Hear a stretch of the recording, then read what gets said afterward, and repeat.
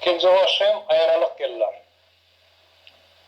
Aýlandyk ençeme ýollary söküp, duz sörek nesibe görnýär çekip, yüregimizde ýanýan Aýralyk ençe ýaz ülkede külüni döküp.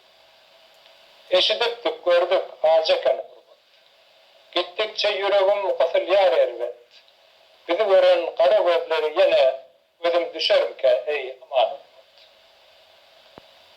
İyilden ayrı düşmek acı hem yavur, göğün yarım yürek şadlıktan kavur, durandır gidenlen yolunu gözler, başına döndüğüm ol kümmet olur.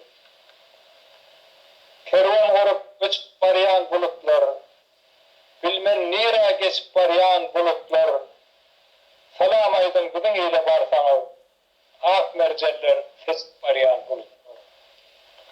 Kervan başın bilen ülke çekimler, giyin tehrama mehri bilen bakınlar, yürek duygularımı tapsıryan size, eltip vatan toprağına dökümler. Güzel tehram, suyga sulhat yatandır. Aýralyktdan yürek bağırıp tutandır.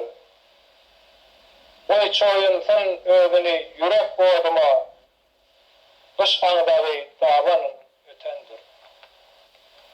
Duygularım damca damca dökülsün. Mele toprak sevgim bilen yakılsın. Bahar geler, türlü güller açılar.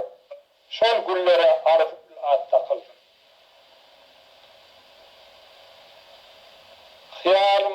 Hıyalında geçer giyeceğim dedim. Hıyalında geçer giyeceğim dedim.